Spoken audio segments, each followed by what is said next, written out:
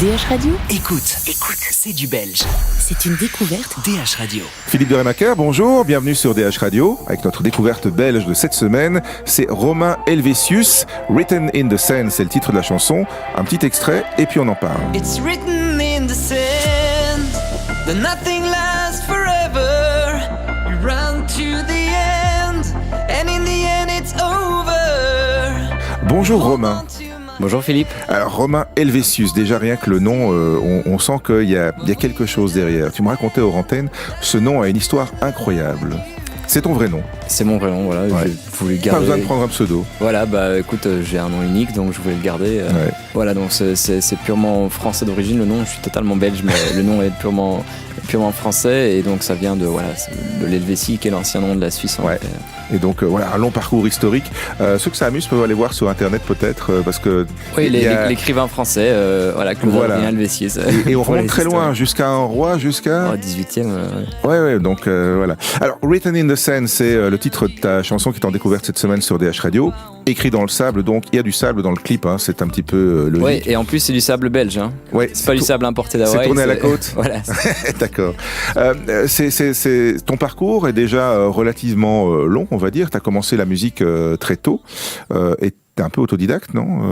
Oui, c'est vrai. J'ai commencé la musique tout seul, voilà, avec une guitare. Ouais. Et j'ai beaucoup fait les choses de mon côté. Et puis je me suis professionnalisé à la MAI à Nancy, la Musique Académie Internationale, ouais. D'où sont sortis plein de chanteurs actuels dans les émissions télé. Voilà. D'accord, ok. Donc t'as quand même t'as été autodidacte au départ et puis tu t'es quand même professionnalisé à un moment donné. T'as changé d'instrument aussi. T'as laissé tomber la guitare pour le piano. En effet, voilà, j'ai dans la vie, plus romantique et moins boy scout. En fait, c'était plus par obligation à la base, parce que dans la vie, tout n'est pas rose et on doit prendre parfois des chemins pour arriver à son but, à son rêve, on doit parfois prendre le chemin sur le côté.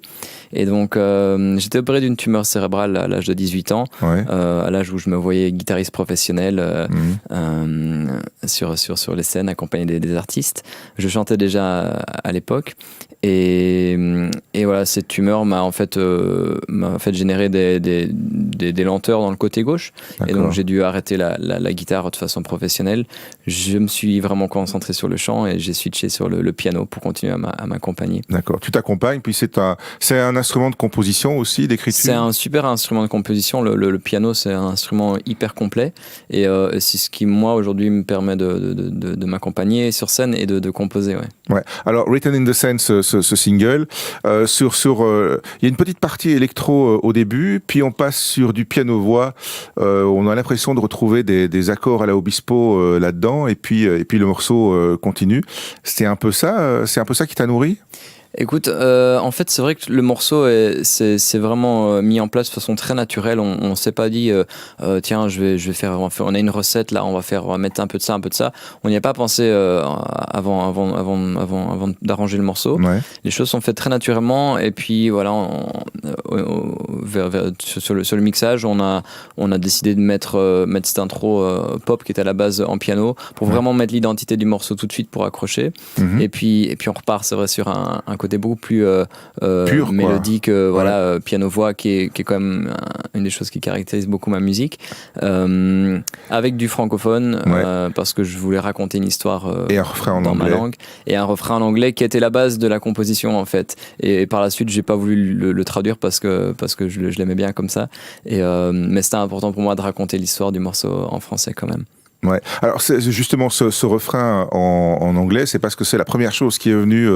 C'est par là que la mélodie est née finalement. Voilà, je crois que l'anglais est une langue très mélodique déjà, et j'ai l'habitude de chanter. En matière musicale, il faut quand même reconnaître que, en tout cas dans nos pays, en Belgique, on est quand même baigné par une majorité de titres en anglais, donc quelque part ça éveille des choses aussi.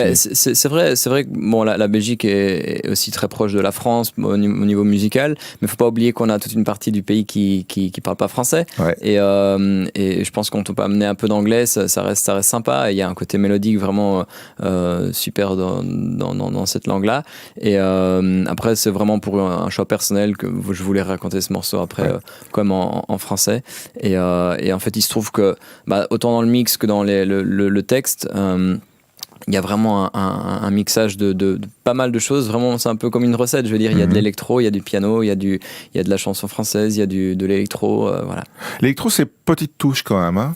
Oui, c'est pas envahissant. Hein. Ça reste gentil. Hein. Ouais. Le but, c'est d'apporter vraiment une couleur et une modernité aussi, sans doute, à la variété française. Voilà, tout en gardant quand même une vraie place pour la voix, parce que c'est quand même ça qui fait toute la chanson, quoi.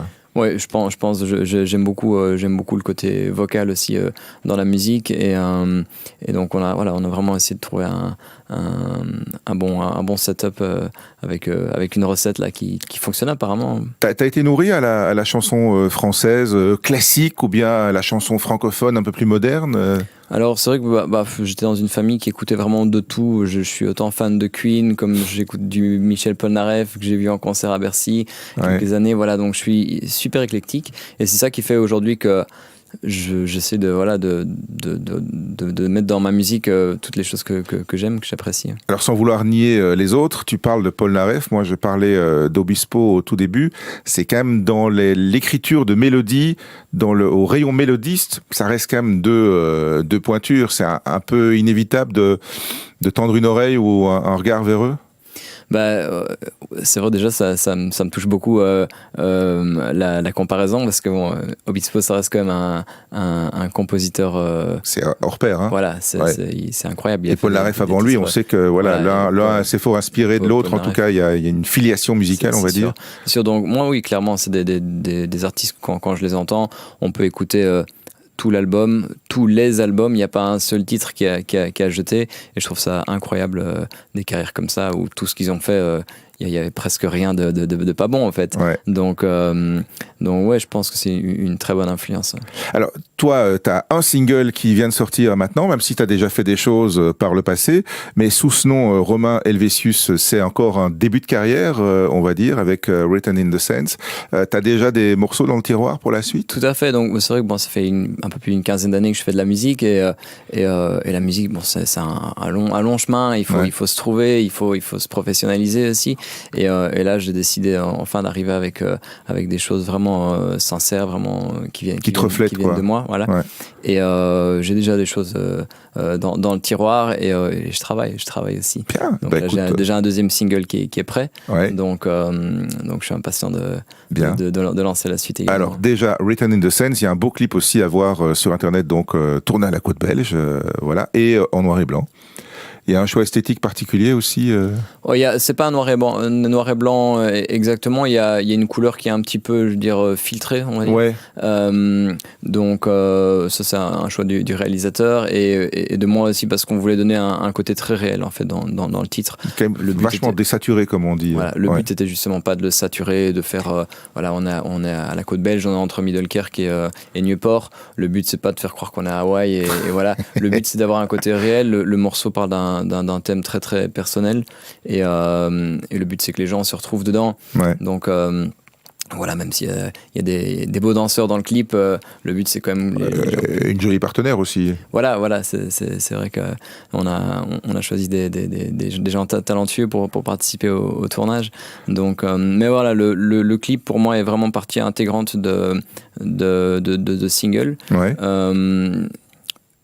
On peut l'écouter et profiter de l'audio, mais le voir avec le clip donne vraiment plus de sens à la chanson. Ça permet vraiment d'imager beaucoup l'histoire. Alors Romain Helvétius, puisque Helvétius, on en parlait en début d'interview, fait référence à la Suisse. Ça y est, les portes sont ouvertes là-bas aussi, ou c'est encore j'adore la Suisse. L'accueil est super sympa. On a déjà quelques radios qui diffusent là-bas. Ouais. Et j'espère que mon nom va m'aider à pouvoir aller faire des concerts là-bas. Ce serait chouette. Alors que je connais pas le pays, donc. Voilà, c'est l'occasion ou jamais. À découvrir Romain Helvétius en découverte cette semaine sur DH Radio avec Written in the Sense. Merci Romain. Merci à vous.